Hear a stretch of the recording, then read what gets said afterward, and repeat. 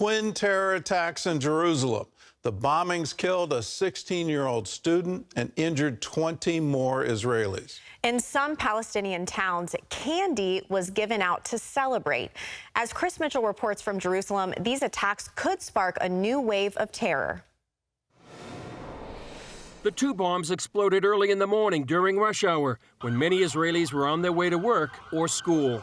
The first explosion took place here at this bus stop, just at the entrance of Jerusalem. The bomb apparently being left in a bag, which reminded many of what happened numerous times during the Second Intifada. During that campaign of Palestinian terror from 2000 to 2004, hundreds of terror attacks killed more than 1,000 Israelis, many of them on buses or in public places. Those attacks subsided, but in 2022, a series of Palestinian attacks have killed 29 people in Israel and Judea and Samaria, also known as the West Bank. These two attacks demonstrated a significant measure of planning and coordination. There's a connection between the events. It's clear that it's something more complex. This was not something done by inspiration. This is not somebody who decided one morning to carry out an attack. Itamar Ben-Gvir, who could become Israel's next public security minister, visited the scene and said Israel needs to restore its deterrence. I say it in a clear way. We must exact the price from terror, go back to targeted assassinations to stop the parties in the security prisons, to stop the Palestinian Authority supporting terrorism payments. This can be done. I'm not talking politics, but we have to establish government as fast as possible. In Palestinian towns, some gave out candy to celebrate the bombings. So far, no group has claimed responsibility. But a Hamas spokesman welcomed the terror attacks and said the Zionist enemy is paying for its aggression and crimes against our people and the Al-Aqsa Mosque on the Temple Mount. Well, Chris Mitchell now joins us from Jerusalem. So, Chris, are people concerned about a major organized wave of violence, another intifada?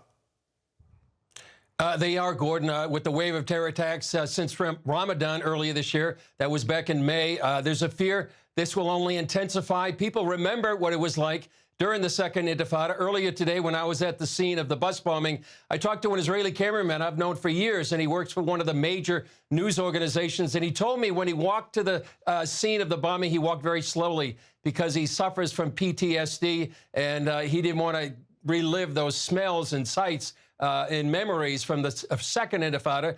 And I think many Israelis right now fear that kind of campaign will return. Also, as noted, this was a well-planned, a coordinated attack. And one Israeli official says Israel has a ticking time bomb on its hands right now.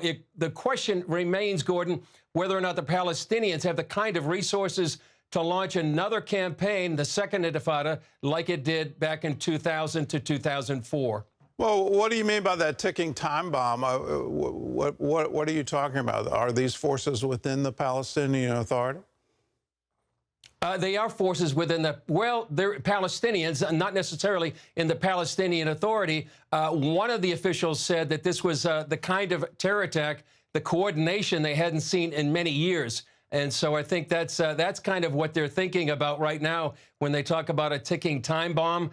There's many Palestinian groups, or several Palestinian groups, that are rising within Palestinian areas that really may not be connected to the Palestinian Authority or Hamas, and don't answer to any of these. And this could be part of what this official is talking about, a ticking time bomb of these kind of coordinated attacks they hadn't seen for many years. Well, how do you expect the Israeli government to now respond? There was a real strong call from the mayor.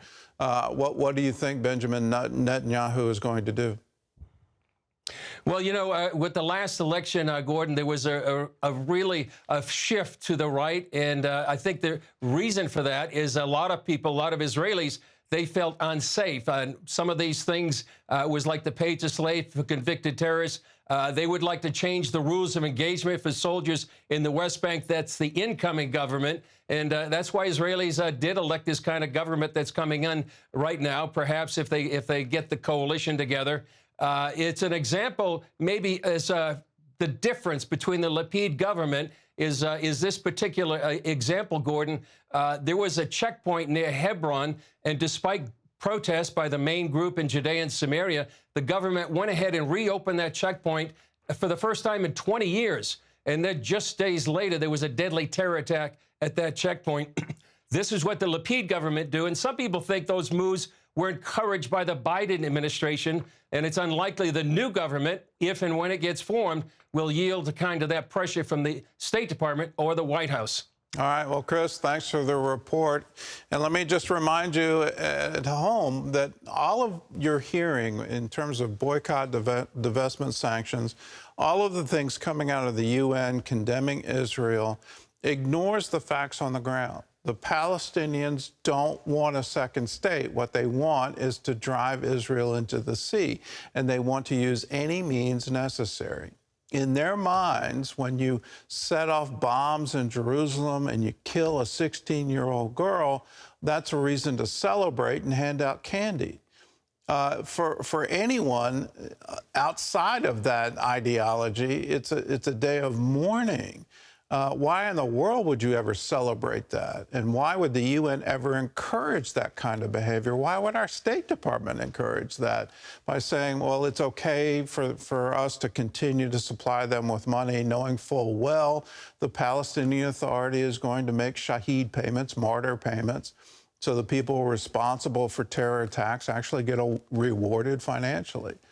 Keep these things in mind when you hear all the negative news about Israel, that on the ground they have a dedicated enemy since 1948 has been trying to drive them into the sea. The old adage, the Arabs have never missed an opportunity to miss an opportunity, should now be applied to the Palestinian Authority. The Palestinian Authority, the Palestinian people, have never missed an opportunity to miss an opportunity to have peace. They could have had it repeatedly, and they can still have it today. They don't want it. What they want is to drive Israel into the sea.